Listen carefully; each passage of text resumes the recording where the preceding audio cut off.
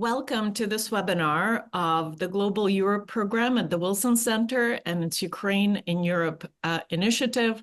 I'm Mariana Bujarin. I'm the Global Fellow at the Wilson Center and the Curator of Ukraine in Europe initiative. And I'm also a Senior Research Associate at the Harvard Kennedy School Belfer Center dealing with issues of nuclear policy. It is my distinct pleasure to welcome today to this webinar Mr. Volodymyr Kudrytskyi, who is until recently has served as the CEO and chairman of the management board of the Ukrainian transmission system operator Ukrenergo, so the Ukrainian grid operator. And it was under Mr. Kudrytskyi's leadership that Ukraine's electrical grid has undergone both preparations for its synchronization with the European grid, and also has faced the unprecedented challenges posed to the grid by the Russian full-scale invasion of Ukraine beginning in February 2022. We're incredibly fortunate to welcome Mr. Kudrytskyi here. Mr. Kudrytskyi agreed to start us off with some prepared remarks about the path of the Ukrainian transmission system through this war and the challenges it faces. I will follow up possibly with some questions, but I encourage all of you in the audience to please pose questions to Mr. Kudrytskyi in the chat box below the live stream, and I will be happy to field them for Mr. Kudrytskyi. With that, Mr. Kudrytskyi, welcome to this webinar, and the floor is yours. First of all, thank you very much for these kind words. I'm sure I did not deserve at least all of them, but it is my great pleasure to talk to you today and to discuss some important aspects of current state of Ukrainian power system, but even more importantly, what has to be done to strengthen its resilience and also to transform it to something not only more efficient and affordable, which probably is very common cause for any power system in the world currently, but also to make it more resilient to Russian attacks, which is a very specific and very, I would say, unique task, which is hard to achieve, but there are some ways, and hopefully we will be able today to discuss those ways, how to achieve that as well. So I would probably start with certain moment in 2017 when Ukrainian power system was awarded a chance in Brussels to connect to European power system. This is a very important strategic move for Ukraine, for the whole country, because Ukrainian interconnection with Russia not only posed certain threats at that time as well, because war started, as we know, in 2014, since Crimea was occupied and part of Donbass, but also this interconnection with Russia and the fact that Ukrainian power system was physically separated from Europe, it slowed down our progress towards more efficient and clean energy system. It basically made us slower on the path to transformation of our power system. So in 2017, we managed to agree with European network of transmission system operators, ENTSO-E, which is basically European power system, that Ukraine would connect to Europe at some point of time in the future. And we spent 5 years preparing for that. In 2022, we received in February, before the invasion started, we received an indication from ENTSO-E that Ukrainian power system achieved preparedness status for the interconnection in the future.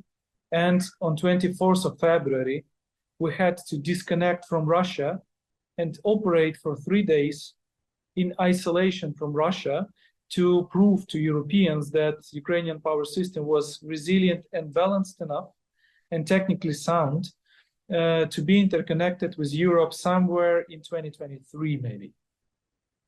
So at that day, at night, actually it was 1:32 a.m. when we disconnected from Russia. I was in the control room at that moment, and 4 a.m. the full-scale war started. So we were in isolation in the midst of full-scale war, and in the first day we lost 30% of consumption in the country because Russians, they were invading a lot of territories. People were running from east to west. There was a huge chaos and generally, of course, big disorder. And we also started losing certain generation plants, which were shelled by Russians, by Russian missiles, Russian artillery, especially in the east. And we understood immediately that we had no other chance but to connect our system to Europe very quickly. Instead of 1 year, it took us only 3 weeks. This is probably the fastest interconnection in human history of power systems. 3 weeks is a very short period of time, obviously, for that. For Turkey, it took years, for example. Turkey connected to Europe before us, 10 years before, and it took them like a few years to connect to Europe technically, and another 2 years to start commercial operations with Europeans. For Ukraine, it took 3 years to connect physically and 2 months to start commercial operations.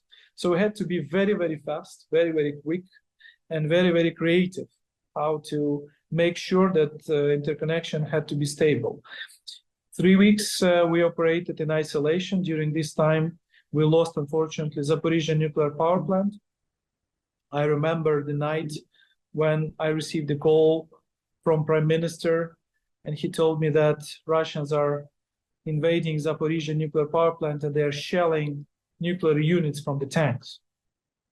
And at that moment, I thought I was dreaming still. And for the Ukrainian power system at that time, losing generation of Zaporizhzhia was very tough because we had to outbalance loss of 2 gigawatts, which we lost like in 10 minutes. And we managed still to keep frequency in the system stable. It was the only case during 3-week period of isolation before we connected to Europe when there was some significant deviation of frequency. After interconnection, we measured quality of frequency in Ukraine, in isolation, under shellings and under the full-scale war, and in Europe. And it turned out that our frequency control was better. And that was probably one of the main arguments for Europeans to connect us very quickly.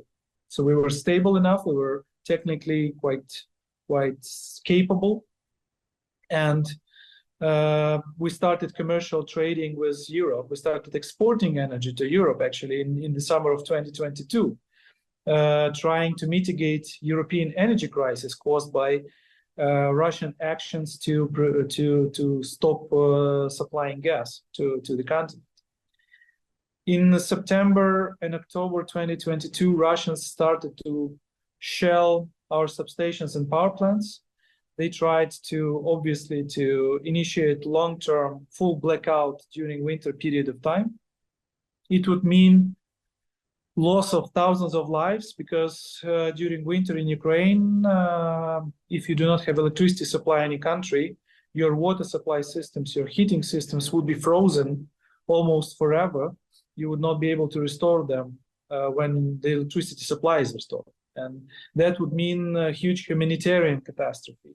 And that would mean that we would not be able probably to win the war, because if we would be in blackout in December, January, and February in that winter, 2022, 2023, the country would be paralyzed.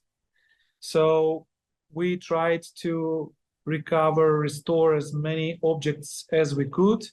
Russians sent hundreds of missiles. Actually, they sent 1.2 thousand missiles at energy objects that winter, which made it the biggest military campaign against power system in human history. But we survived. In February 2023, I was observing from one of the hills in the Kiev city how the city was full of light when we restored the full power supply to the country. And of course, we had to introduce rolling power cuts during that winter. But then in 2024, in spring, in March, Russians resumed their attacks. They obviously accumulated a lot of missiles, a lot of kamikaze drones, and since March 22 this year, they managed to damage or destroy half of Ukrainian generation plants.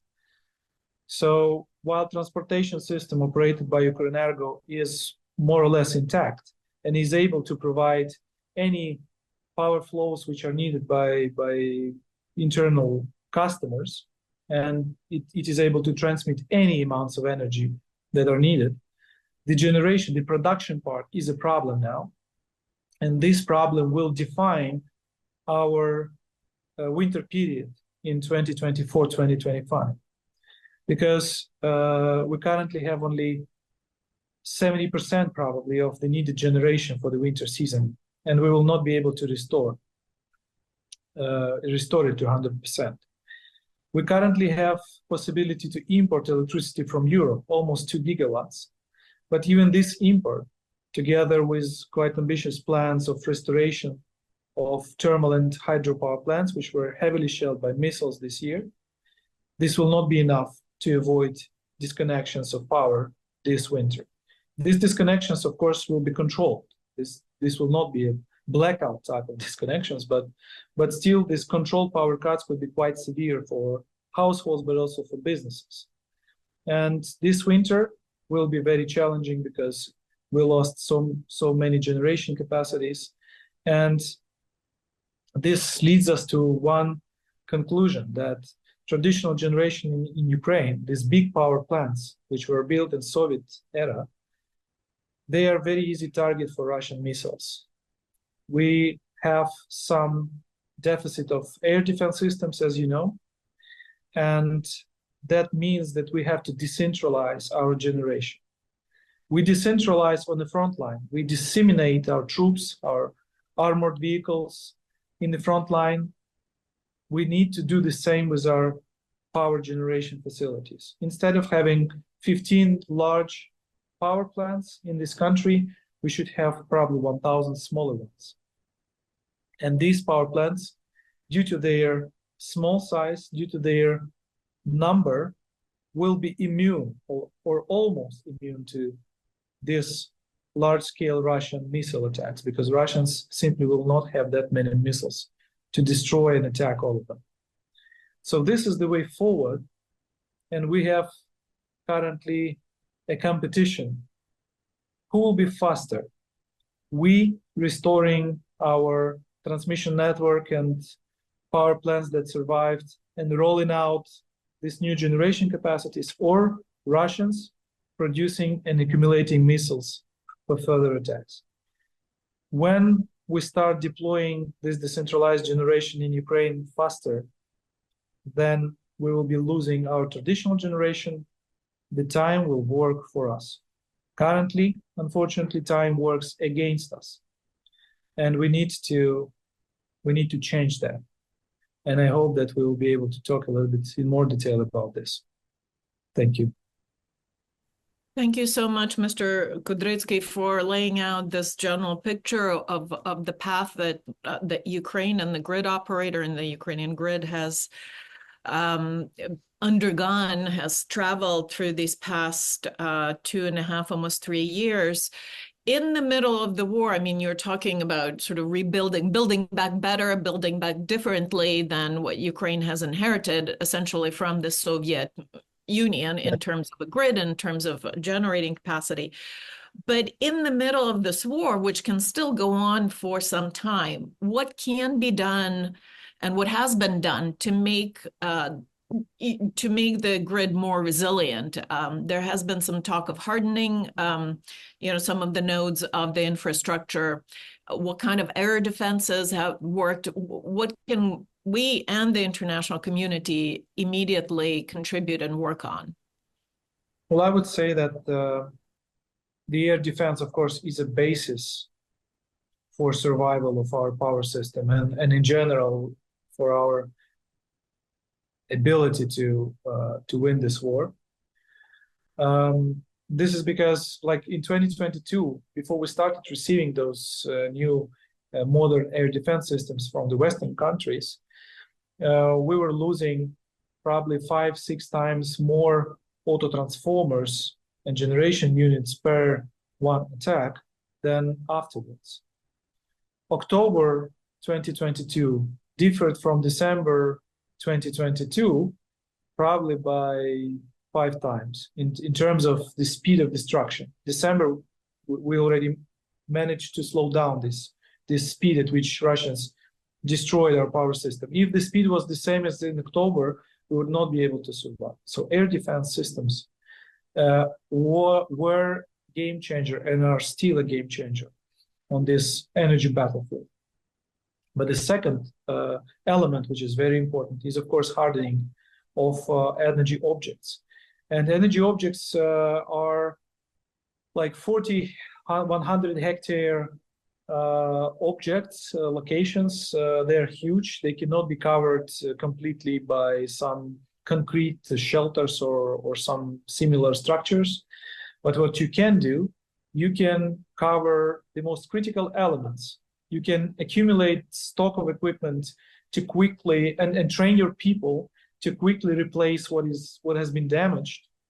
And you can also provide shelters, concrete shelters for the most critical parts of the equipment. For our substations, these are auto transformers that transform voltage from higher to lower, that actually provide power to certain regions, to distribution grids. So those auto transformers were primary targets for Russian missiles and drones, kamikaze drones, and they produce it massively now. So we designed shelters which you cannot find anywhere in the world. You can only find them at the facilities of Ukrenergo. These are big concrete shelters that are containing this high voltage auto transformers. These are 25-meter high concrete structures containing around 3,000 cubic meters of concrete and 500 tons of rebars each. So these are huge structures. And of course, we had to construct those structures at the operational substations, very close to equipment which has voltage of 330 and 750 kilovolts. But we managed already to roll out more than 70 shelters of this kind. And these shelters, they will provide critical capability of the transmission network to transmit power from transmission to distribution grid. So with these shelters, with these auto transformers sheltered in this way, we will be able to operate even if all other auto transformers will be lost. So this is very important element of our resilience. And now we are calling for doing this on other critical infrastructure objects like power plants. They also have certain switch yards which are open air, and they also demand or require such a passive defense to make them more resilient, not only to kamikaze drone strikes, but also to missile strikes, because those shelters, they protect also from secondary damage from a missile, from the debris and other types of impacts from indirect heat of a missile. Mr. Kudrytskyi, you mentioned the transformers and other equipment that is necessary to have in stock to replace some of the damaged equipment. Could you talk a little bit about the supply lines and the back order times for this equipment and how much of a problem or bottleneck that is for the Ukrainian grid? In 2022, when we started losing, I don't know, 10 auto transformers per attack or 15 auto transformers per attack, in gigawatts, I would say 2-3 gigawatts of auto transformer capacity per attack. We started to look where we could weekly source the auto transformers from abroad. And it turned out that the only company that had certain stock of this equipment, this type of equipment, was Ukrenergo itself. Because we kept the old auto transformers that we replaced in the previous years. We did not scrap them. We kept them at the substations, and we had certain also stock of supply of recent supplies before the of pre-invasion supplies. Let me say. So we used that stock to replenish the losses of auto transformers in October and November 2022. But it turned out that no other country, no other operator had such a stock, and we needed more than 100 auto transformers with transformer capacity more than 20-25 gigawatts.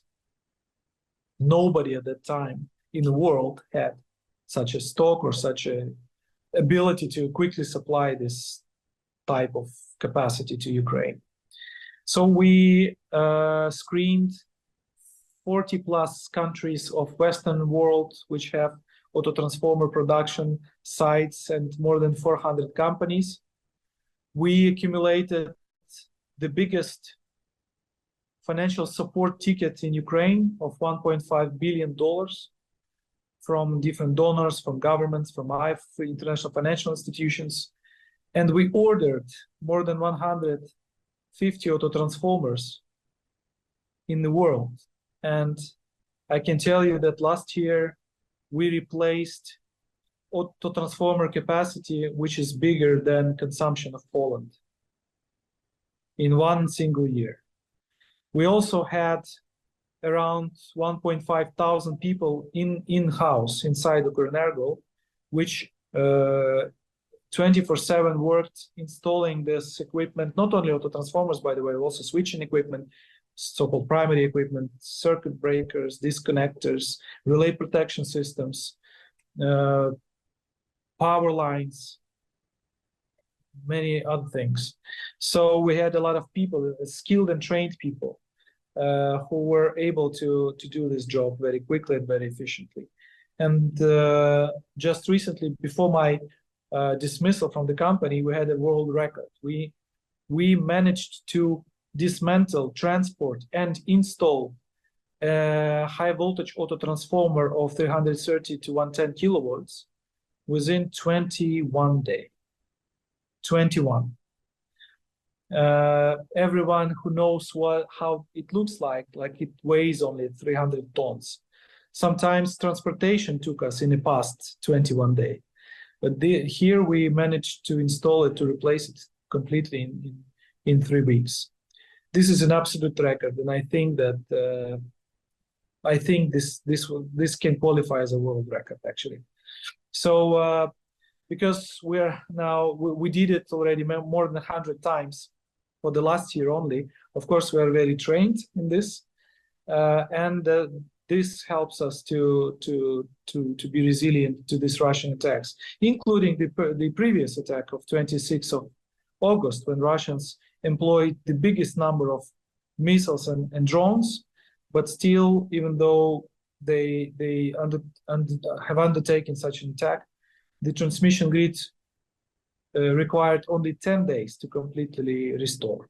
10 days, while they invested in that attack, according to certain estimates, $1.2 billion.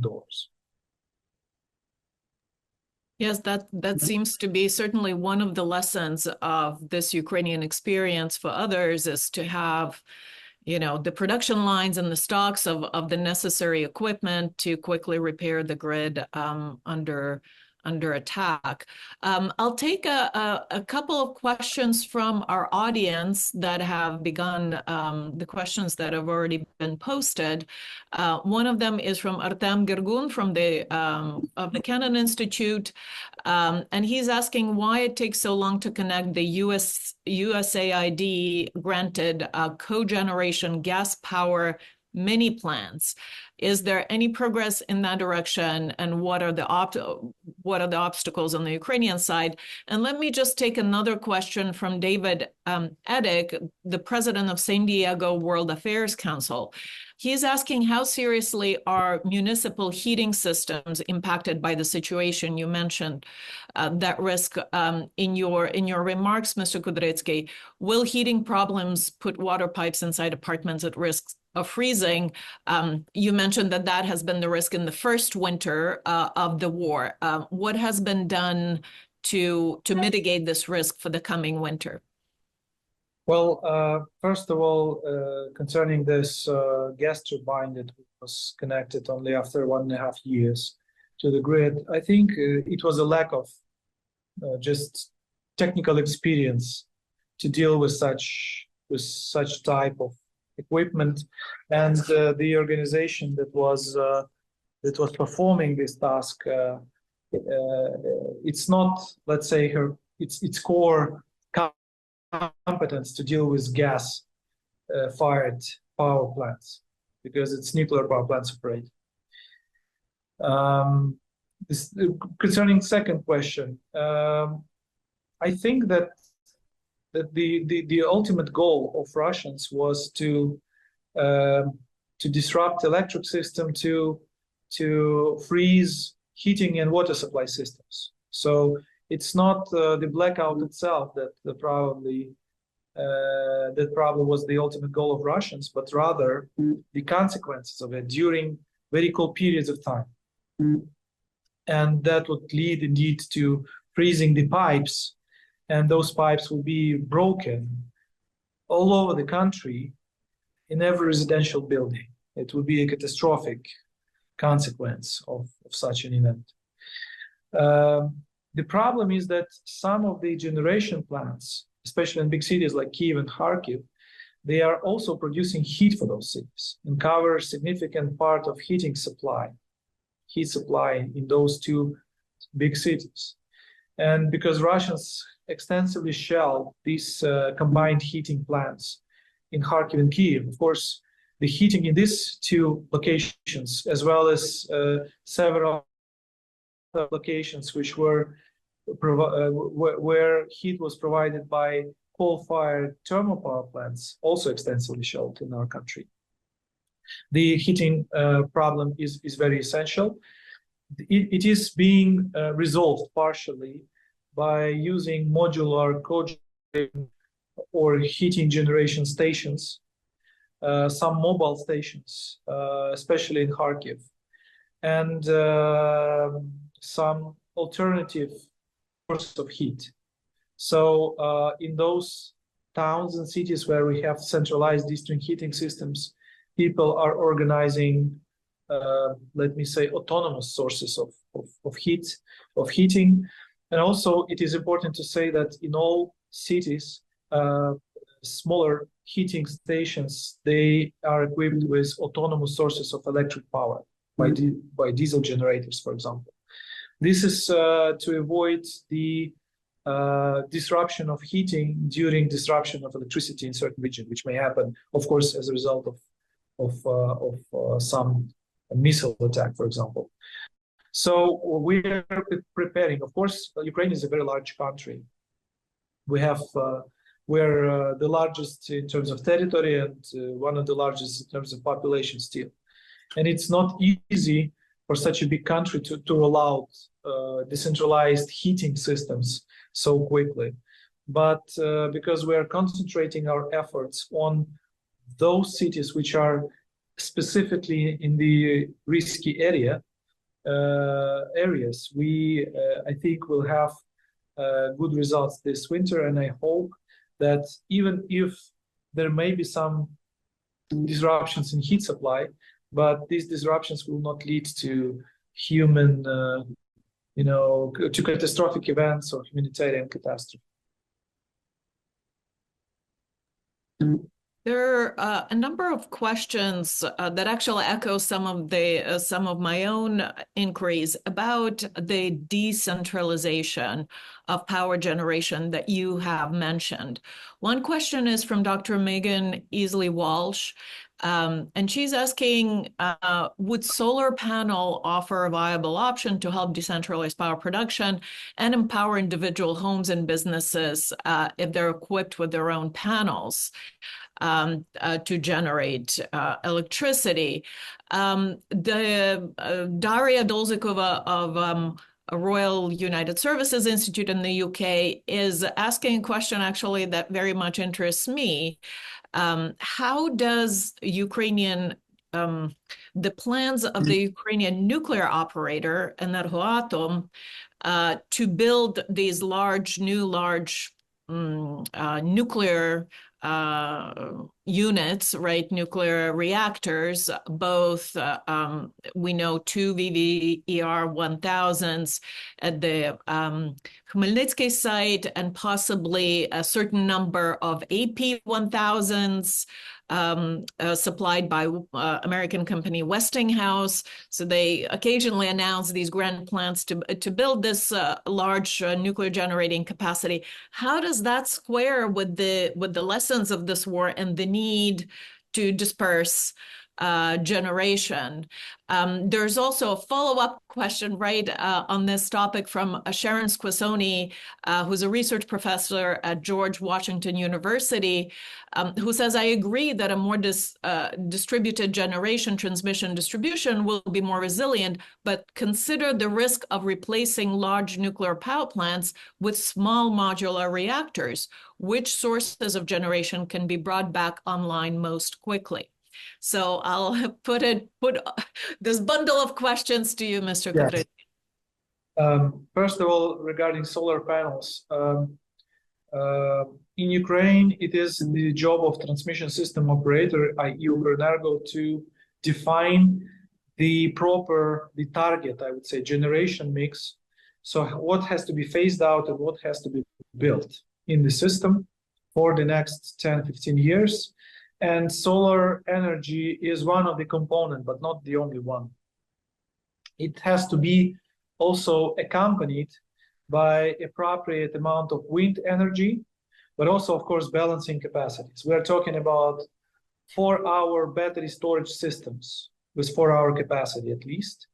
We're talking about biofuel installations, and Ukraine is especially rich in biofuels because it is a big agricultural country. So we have a lot of biofuel waste, which we do not utilize currently. And also flexible gas-fired generation, which, by the way, may be hydrogen ready to make it more sustainable in the future when hydrogen will be already fully on the market and will be commercially available and commercially efficient. So it is a proper mix of technologies that have to be rolled out in the Ukrainian system along with solar energy. And when we talk about solar rooftop panels, we need to understand that we need to be able to somehow control this process, to not find ourselves in the situation of Germany, where the operator in the nearest 1 or 2 years may start disconnect customers, not because of deficit of generation, but because of surplus of generation. So when you have, for example, if you imagine a system where you have only rooftop solar panels, the dispatcher of such a system cannot operate those small installations, obviously. And therefore, when you have an oversupply, physical oversupply in the system, and you are not able to export the surplus of power to your neighbors, you will have to either disconnect your traditional generation or dispatchable generation, or you will have to disconnect those customers that have the solar panels on their rooftops. And this is a very real risk for many, many European countries. I was in Athens this year in ENTSO-E General Assembly, and we talked about this, and I was very surprised. I was shocked, actually, that we're so close to this kind of situation in Europe. So solar panels are very good for individual households to pass challenging summer, obviously. They will help less in winter, but they, as an important component of proper energy mix, I would highly recommend to consider this technology in Ukrainian system. With regard to nuclear power plants and the intention to build, I don't know, 5 or 10 or 8 nuclear units, again, it is the work of Ukrenergo to define what is needed by the system. You can build 40 units, you can build 100 units. In Ukrainian power system, the problem is you will not be able to utilize them because the system will not need them. So they will be just switched off all the time. So it will be a waste of money. Our modeling shows that we need in the system probably a couple of units in the next 10 years. But I will dare to say that this construction of new nuclear units is fully irrelevant to our current situation, given the timeline for their construction, not the theoretical timeline, but real timelines that we observe everywhere in the world, including in the United States and in Great Britain, for example. We're talking about 10 to 15 years of construction period.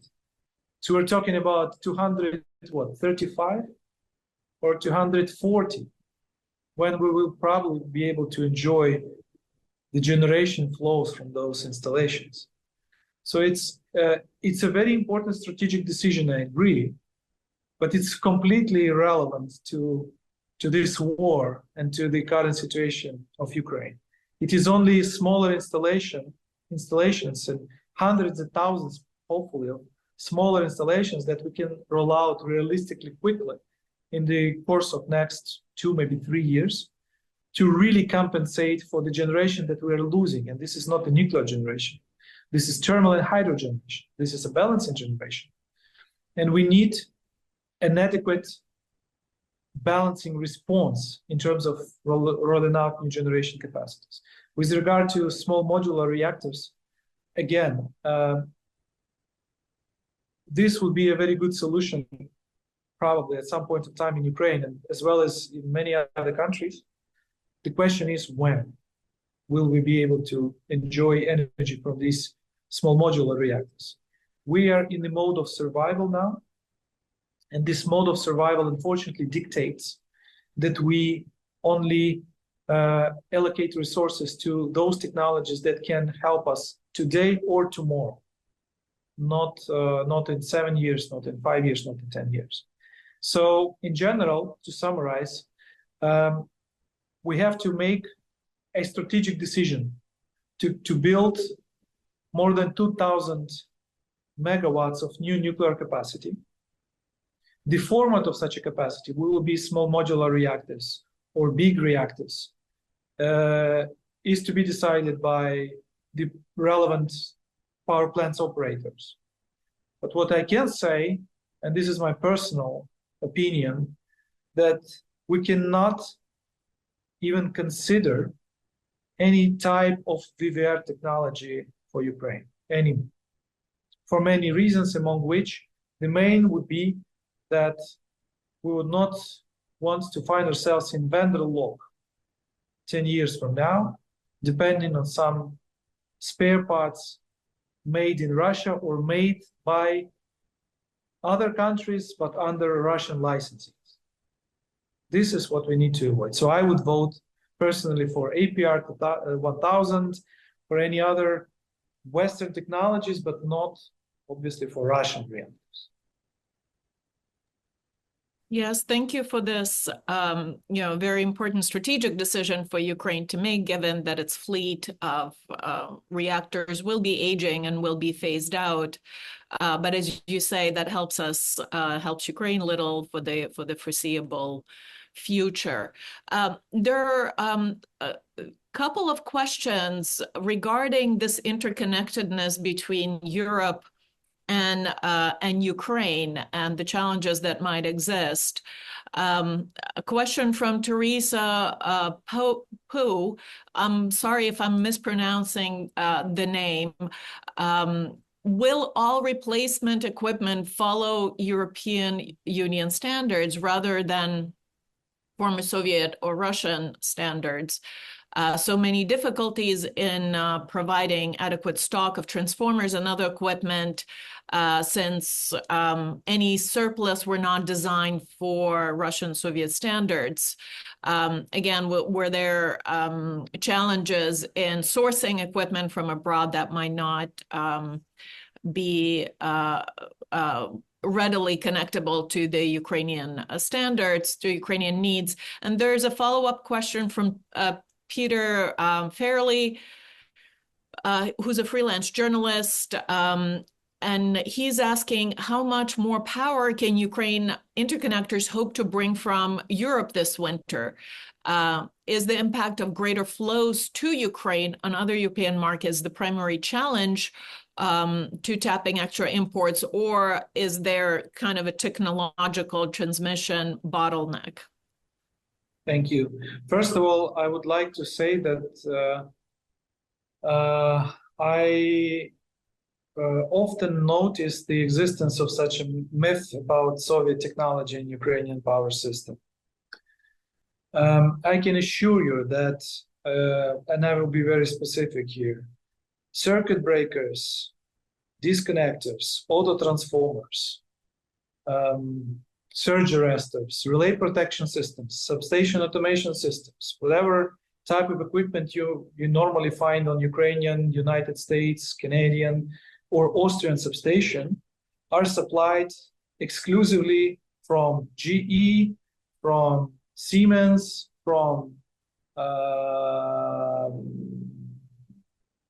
Schneider Electric, from other world-class manufacturers. There is no Soviet standards of equipment in Ukraine, and for a very long time, long before the war started. What people often maybe mix or just think that the Soviet standard means the voltage standard that we use in Ukraine. Well, I can tell you that voltage standard in Ukraine is more or less similar to United States, part of Japan and Canada. We have quite similar voltage standards. Europeans, however, historically they have other voltage standards, not Soviet or non-Soviet or modern standard. This is just a voltage class, and this is a way how the grid was developed in 1960s, 1970s, 1980s. So yes, Europe doesn't have 750 kilovolt class, which Ukraine has, and for example, Canada has 785 kilovolt, very close to our 750 kilovolt class. So the voltage difference is not a problem, and it's not something that we need to fix. Because it doesn't prevent us to increase imports from Europe. We just install 400 kV to 330 kV auto transformers on our substations, and that's it. Current and coming forward to the next question, the limit of 2 gigawatts of import from Europe is not dictated by market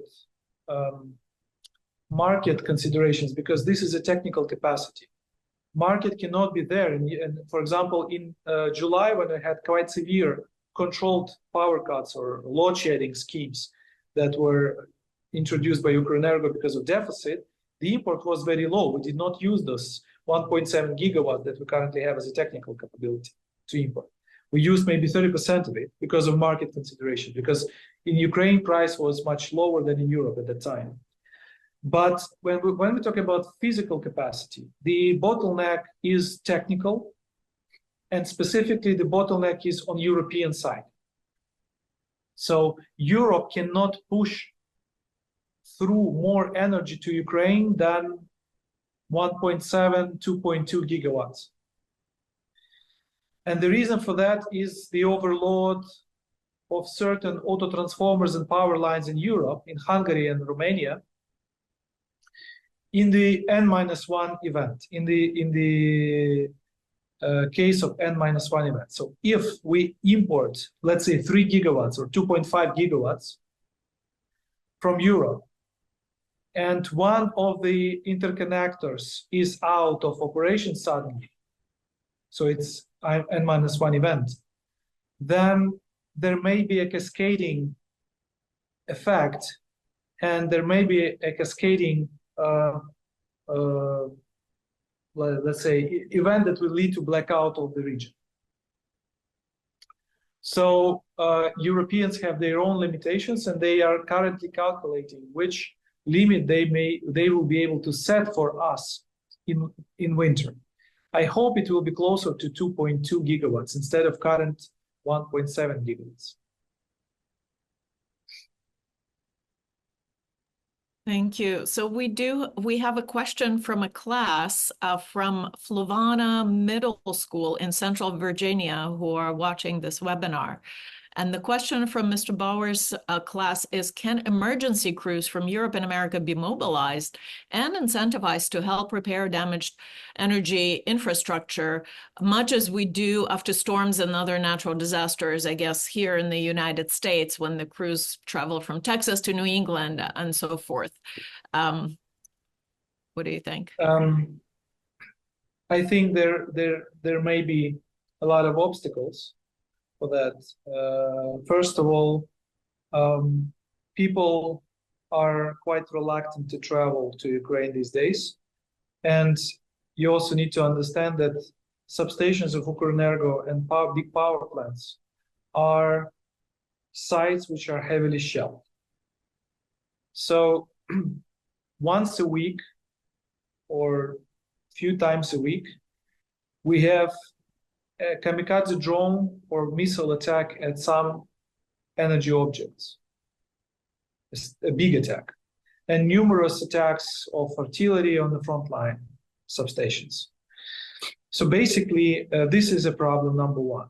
But I would say that we do not currently experience deficit of specialists in Ukraine, as I mentioned.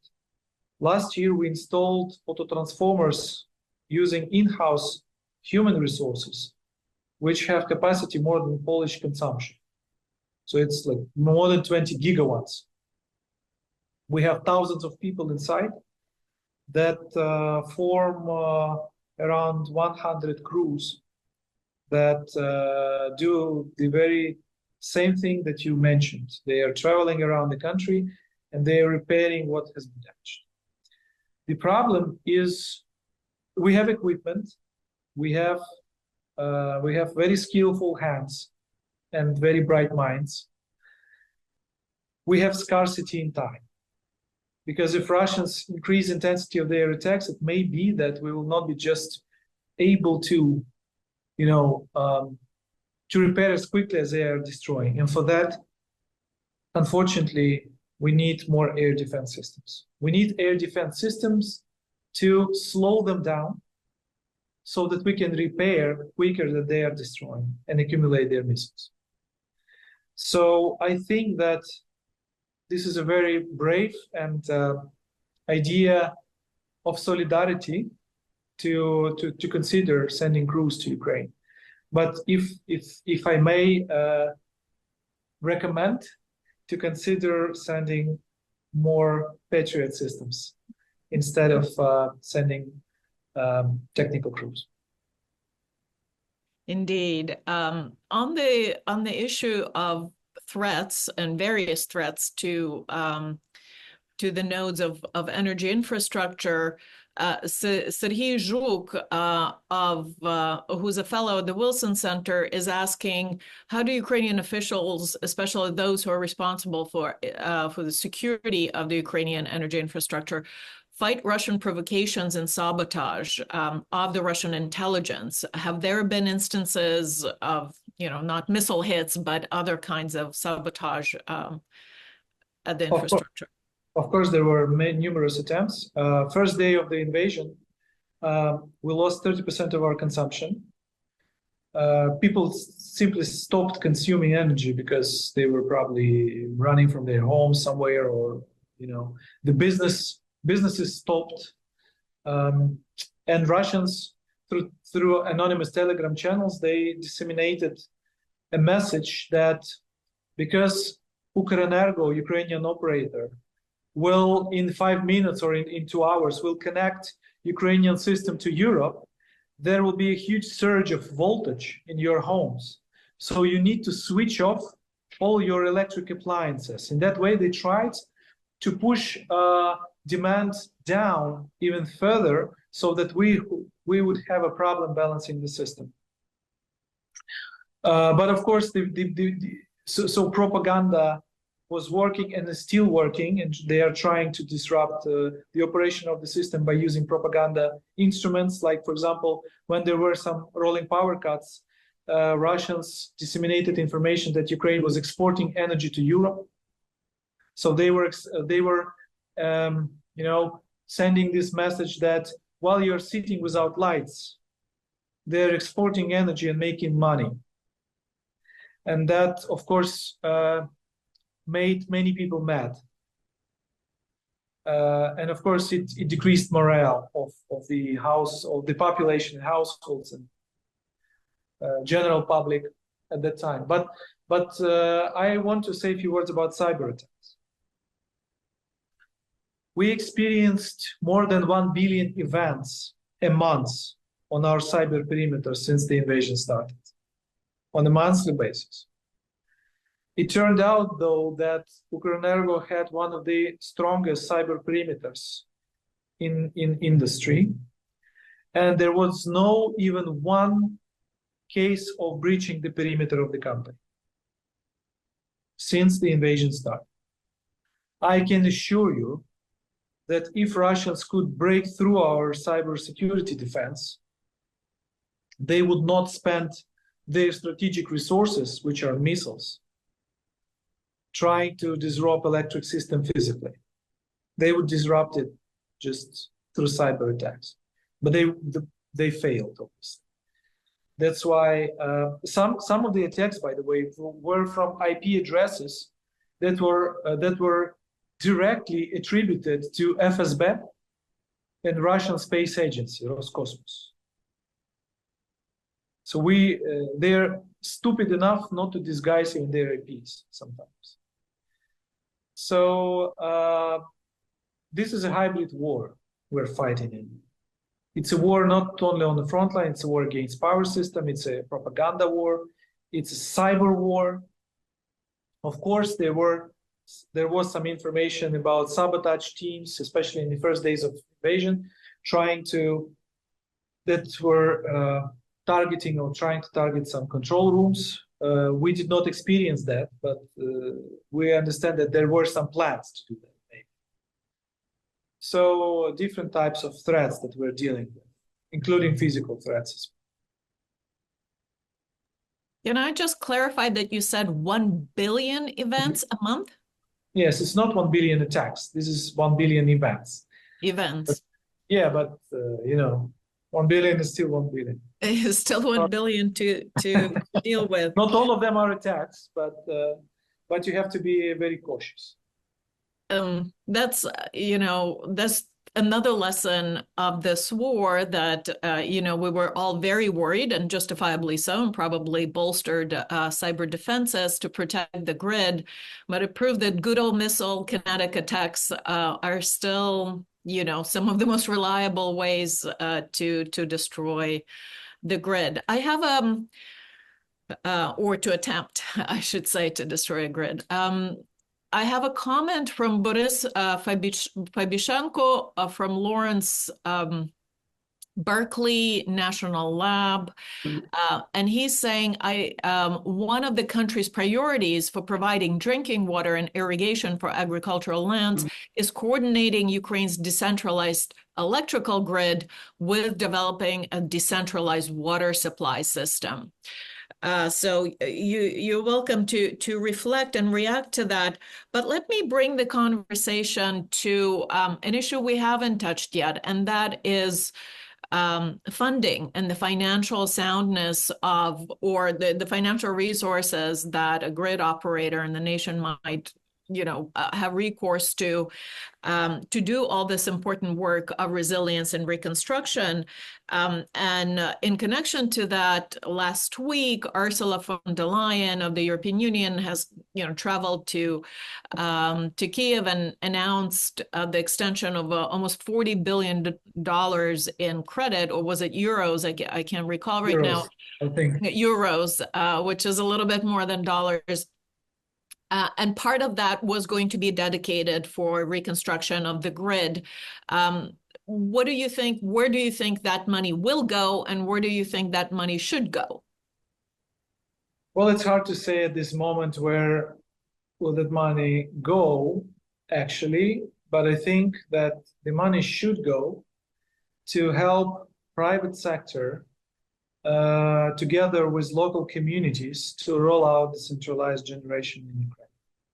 Because to roll out an 8 megawatt biofuel power station, you need a private investor who is willing to invest, right? But you also need cooperation from local authority to help with permits, to help with cutting the red tape, and help with land allocation, for example, and many, many other things.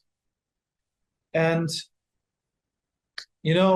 since the invasion started, Ukrenergo was the institution that was intermediary between the donor world for energy sector of Ukraine and the energy sector itself. We were a trusted partner always for international financial institutions, for the governments of Western world, of G7 and others. And through us, they offered, or they supplied to Ukrainian energy sector more than 1.5 billion euros of support in different forms. Part of this money, of course, we used to restore our own assets like substations, but biggest part we used to inject this money to the market so that power stations could also use this money to prepare themselves for the winter. Now we have you probably have heard about certain events and problems with governance, which occurred recently in the company. So I think that these unfortunate events may have some implications on the ability of Ukrenergo to attract such huge attention of donors. So, because Ukraine is traditionally, there were only very few organizations that were able to efficiently allocate money for the sector. I think it is high time already to redirect money from ENTSO-Es, from state-owned companies solely to private sector, because it will be the job of private sector to roll out this decentralized generation. I always say that you cannot build decentralized generation in a centralized way. So it's not the job of the government. The job of the government would be to create ecosystems, create favorable conditions, economic conditions, financial conditions, and bureaucratic conditions to roll out this multiple hundreds of smaller power plants. But it is private investor who will be actually doing the job together with local authorities. So I would suggest, therefore, that this money has to support this private effort to roll out a few gigawatts of generation in small power plants, wind power plants, solar power plants, and the state's role hopefully will be to help this process to happen. That seems like a great opportunity for public-private partnerships that could be very useful for Ukraine. We have only 1 minute left of our time, and if I could just ask you to briefly sort of distill some lessons for others, Europeans, but also more broadly from this war, for how to make their own energy systems more resilient and more robust in face of such threats. Possible threats. I'll try to summarize shortly. So what we know about big wars in 21st century is that if there is a big war, the adversary will try to hit your power grid to paralyze the whole system, state system, all infrastructure systems, and your front line as well. So your electric grid will be under attack, inevitably. And if we look at the design of the power grid, the way it was designed in Western countries, but also in Ukraine before the invasion, the only unfortunate conclusion is that no one's ready.